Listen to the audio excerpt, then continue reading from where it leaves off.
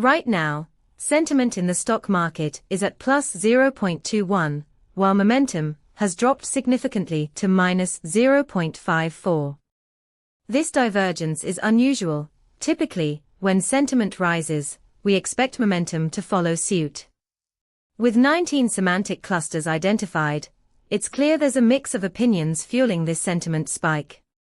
Our API returns a comprehensive analysis of these trends, giving you access to sentiment scores, momentum shifts, and detailed semantic insights.